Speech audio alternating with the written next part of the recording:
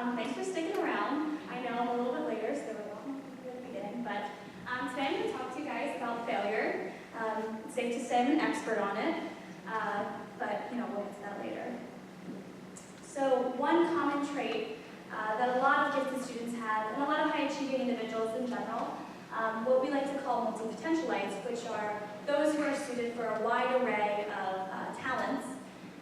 We have an intense fear of failure. Many people who are gifted feel that success is due to luck, and failure is due to an inherent inability to achieve something. So whereas we place value on, we place success as an unstable factor, we place failure as being stable. So we attribute that to ourselves and sort of internalize that as part of the identity. Perfectionism often stems from an expectation. From a young age, those of us who are gifted in the room know that we were constantly told by parents and by teachers that we had some extraordinary capability. For mine, it was just being able to read a little faster than my peers, which turns out isn't that great a skill when you're 18. So we were, from a young age, ingrained to be perfectionists in pretty much everything we do. Because of this, we have self-imposed limits on ourselves. So I know for myself, I'm much more of a reading, writing, and social studies type of person. Math and science aren't so easy for me, so it's easy for me to say that, I'm just not good at that. So it's okay for me to take a bad grade in chemistry because, it's not what I'm suited for. Gifted students and high-achieving individuals also often suffer from uncontrollable worry, as there are a ton of factors in life that aren't up to our decisions because of a lack of control. It can also lead to decreased social participation when we see an instance that we can't necessarily define or, again, control. And because of that, we develop a fear of risk-taking from a fear of failure. So here's a quote from a sociologist who studies gifted individuals and failure and multi-potentialites. If this sounds familiar to anyone, it's because this is constantly thrust upon us. Work harder on your math, says one teacher. You have the ability to really push ahead. Work harder on your reading, says another teacher, and so on. So because of this, we are constantly pushed to a higher standard due to what we call potential. There's a quote that says, potential is really just the idea that we haven't done anything yet. I'd like to share my experience with failure with you all today. So I'm a part of a model government program called Youth in Government. I've been a part of it since the 8th grade. And this picture was taken minutes after I had a devastating loss at the state level for a race for Speaker of the House. Luckily, my friend there became the governor, so, happy for him and all. But what you don't really see in the picture is the intense, feeling that my loss was personal. Especially with campaigns and losses where, in athletics, we take that as a reflection directly on ourselves, and we sort of identify with that failure. So on the ride home, although I seemed on the surface to be okay, on the inside it was really a reflection of, maybe they just didn't like me. Maybe I wasn't popular enough, or perhaps I have an inherent unlikable quality that's never going to win me another campaign. However, later that day, in fact, another candidate who also lost a race reached out to me on Instagram and said, I think you ran a really great race, I'm really proud of what we've done, but did you know that there were only 3 female candidates in a field of 12? So because of this, we made up over 1/2 of the youth and government population, but only 1/4 of the candidacy for major elected office in the state.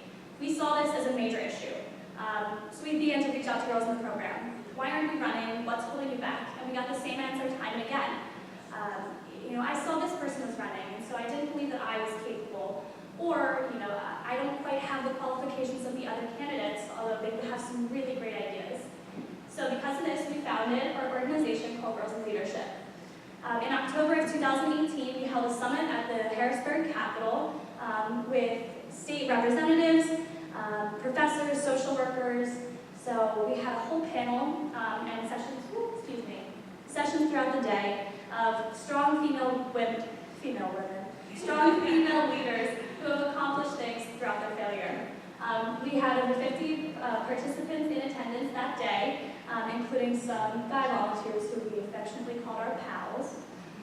Moving forward from that, we decided to not let it end here and to run for office again ourselves. So I went on to serve 2 terms for Pennsylvania Youth in Government as Lieutenant Governor. That's me presiding in the Senate this year, and sadly this will be my last. I say this not to prove to anyone that I have somehow cracked the code and I don't fail anymore, because gosh, that just isn't true. But instead, take it as a sign that even the smallest of us, sometimes physically, can achieve and persevere past what was once a failure.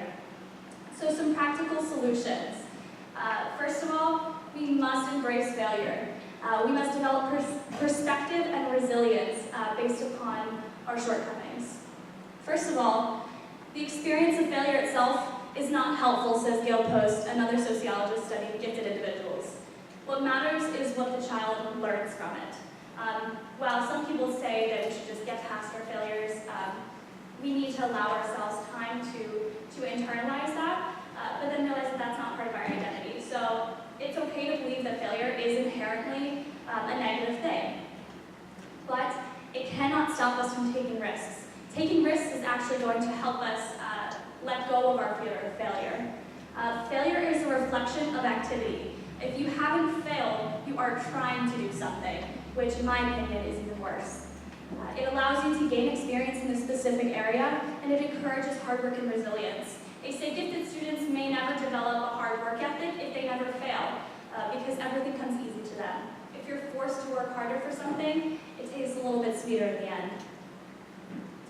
Separate success and identity.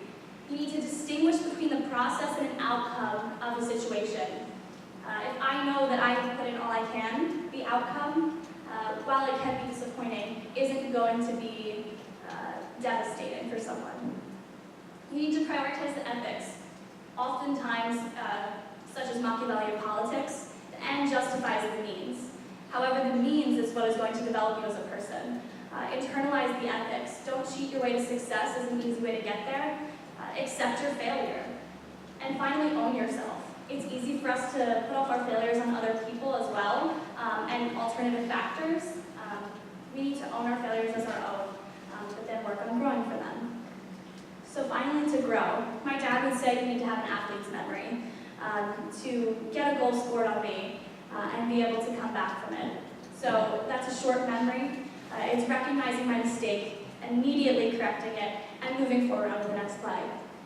Finally, begin again. I think that there's beauty in having failed and having hit some sort of rock bottom. I'm not saying you should, hit total rock bottom. Beginning again is beautiful in and of itself because it allows you to do anything.